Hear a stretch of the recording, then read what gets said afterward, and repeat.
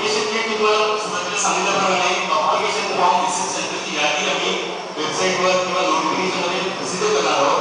त्यामुळे कुठल्याही जवळच्या एआरसीने जाऊन ती ऍप्लिकेशन किट तुम्हाला मिळणं आवश्यक आहे.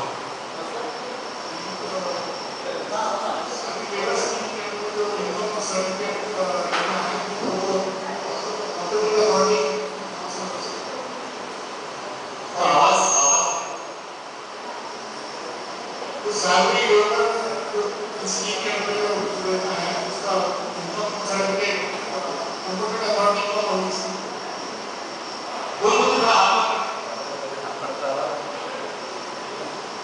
Computer authority for issue of this salary wage certificate tehsildar SDO tehsildar को दीजिएगा। हेलो डिप्लोमा का फंक्शन लिखने का है सेकंडरी डायरेक्ट सेकंडरी रोड सर्व आम्ही प्रसिद्ध केलेली आहे शासनाला पाठवलेले ते मंजुरीसाठी आणि येणाऱ्या 15 दिवसांमध्ये रोड पास झाल्यानंतर साईटवर टाकणार संचालनालयाची जी वेबसाईट आहे pt.maharashtra.gov.in या साईटवर तुम्हाला सर्व ऍडमिशन ज्या काही संचालनालय राबवतं ते पूर्ण माहिती तुम्हाला आम्ही देत असतो. त्यामुळे तुम्ही काय त्या साईटला व्हिजिट देत चला पुढच्या एक महिन्यामध्ये जून महिना हा महत्त्वाचा त्यासाठी त्या महिन्यामध्ये नोटिफिकेशन्स आणि काही अपडेट्स असतील ते तुम्हाला तिथे मिळतात. तर डायरेक्ट सेकंडरी इंजिनिअरिंग ऍडमिशन्स या साधारणतः जूनच्या शेवटच्या वीकमध्ये तुम्हाला मोठा येणार आहे मुलांनी कशा पद्धतीने अप्लाय करायचं हो त्याचा इन्फॉर्मेशन ना आणि जूनच्या शेवटच्या वीकमध्ये तुम्हाला सांगू कुठल्या वेळेला तुम्हाला कारण डायरेक्ट सेकंडरी इंजिनिअरिंग ह्या ऍडमिशन्स या डिप्लोमाचा रिझल्ट आल्यानंतर सुरू होतो.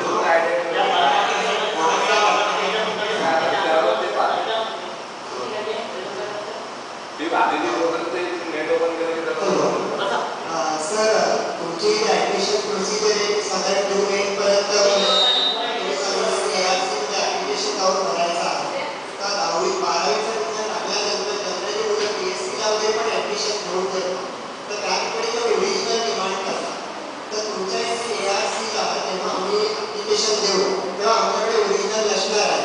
तर अशा वेळी आम्ही अटेस्टेड झेरॉक्स कॉपी जर दाखवली व्हेरिफिकेशनसाठी तर ती चालेल का? त्यामध्ये थोडीशी सुधारणा करतो.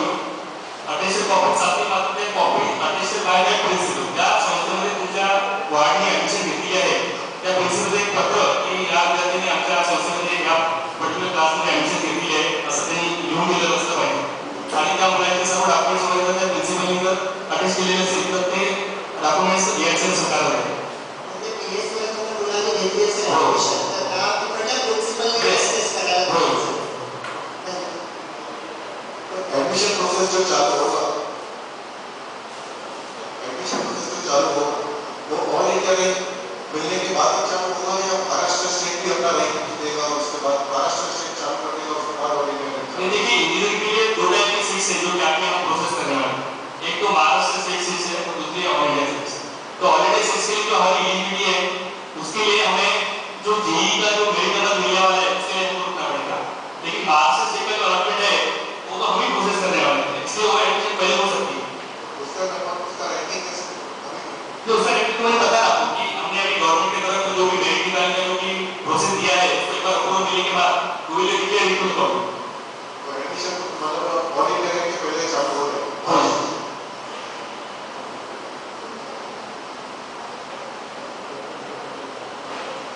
हेलो तो बड़ा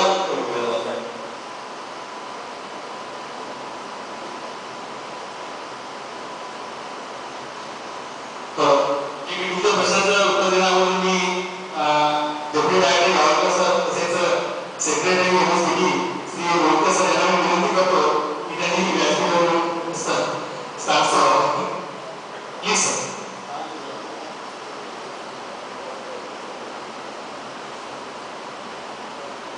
सर तुमचा प्रश्न रिपीट करा.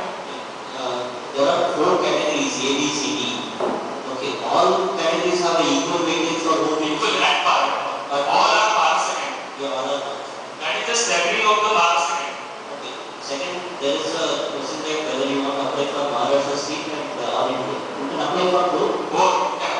Because the exam for both is same. That is JEE exam. So we can apply both. Yes. So you will get Maharashtra state. Mark second will be entitled for the 65% quota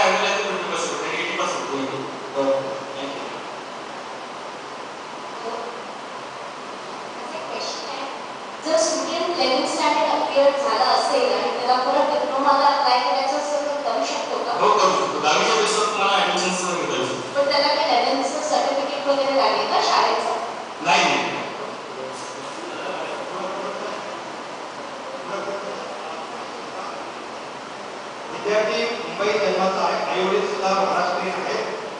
मुलगा CBSE बोर्डामध्ये 10वी आणि 12वी केले मुंबईमधून. तर तो कोणत्या टाईपमध्ये येतो? आपल्याला जन्म तर भारतात झालेला आहे, आई वडील भारतामध्ये आहेत, मुलांचं फॉरेन प्रोडक्ट तर मुंबई भारतात झालेलं आहे, तो टायपिंग CBSE बोर्ड असू दे. तर बोर्डचा रेटिंग काही सांगू सर तो कोणत्या युनिव्हर्सिटी होम युनिव्हर्सिटी कोणती आहे? आता त्याचा जर भाग जर समजा म्हणजे थोडक्यात तो जर मुंबईचा असेल, बारावी मुंबई जर केलेली असेल, टायपिंग जर असेल तर बरोबर आहे, टायपिंगसाठी मुंबई म्हणजे 12वी मुंबईतून केली असेल तर त्याची होम युनिव्हर्सिटी मुंबई असेल. ओके सर, ही रँक लिस्ट जी येणार आहे साधारणतः कधीपर्यंत येईल?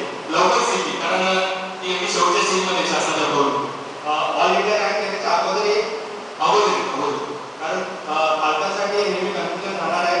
स्टेट लेवलची रँक लिस्ट, ऑल इंडिया लेवलची रँक लिस्ट, हे काय करायचं पालकांसाठी मोठा गोंधळ असेल. विनंती असेल तुम्हाला की लवकरात लवकर तुम्ही डिक्लेअर करावी. हो, आमच्यापर्यंत जावं आहे की दोन्ही पण मेरिट आम्ही मला एकत्र करायला. Thank you sir. हॅलो,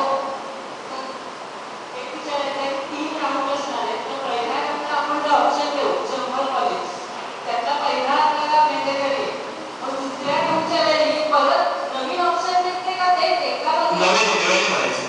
एक लक्षात घ्या, संचालनालय तुम्हाला आधीच पाटील सरांनी कंप्लीट टेबल तुम्हाला दाखवलं होतं. त्यामुळे अराउंड 400 संस्था 365 संस्था इंजिनिअरिंगचे दाखवले होते. यावर्षी टक्के इंजिनिअरिंग संस्था येऊ होते, तर आपण गृहीत की 400 संस्था इंजिनिअरिंगच्या आहेत बरोबर.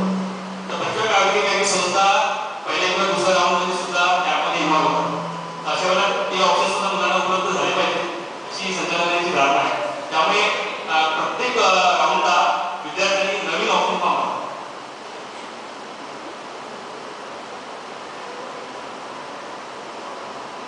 नमस्कार. एक मिनिट फक्त. आपला हा कार्यक्रम महाराष्ट्रात टेलिकास्ट होतो आणि महाराष्ट्रभरातूनही काही लोकांना आपल्याला प्रश्न विचारायचे आहेत. कोल्हापूरवरून सकाळच्या व्हिडिओ कॉन्फरन्सवरून काही विद्यार्थी प्रश्न विचारू इच्छितात. मी आमच्या टेक्निकल टीमला विनंती करतो की त्यांनी कोल्हापूर स्टुडिओला जॉईन करावं. कोल्हापूरच्या विद्यार्थ्यांनी नाव सांगावं आणि प्रश्न विचारावा. स्वप्नमध्ये सर आपल्याला डिप्लोमा इंजिनिअरिंग ॲडमिशन घेताना डिप्लोमा करून इंजिनिअरिंग केलं चांगलं काय 11वी करून इंजिनिअरिंग डिग्री घेतलं चांगलं? दोन्ही मार्ग खरं म्हणजे विद्यार्थ्याचा उपयोग आहे. फक्त जो आपल्या भारताला पर्सेंटेजचा इश्यू आहे.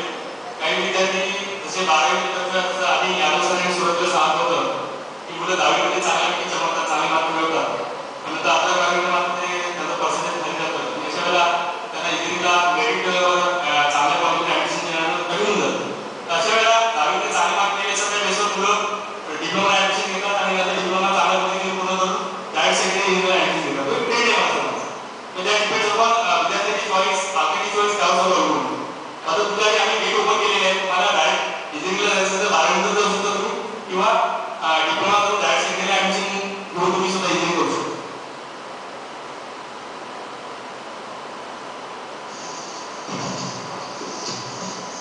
आणखी कोणाला प्रश्न विचारायचे कोल्हापूरवरून नाव सांगतो प्रश्न विचारा. आदित्य शोक मोरे सर, मला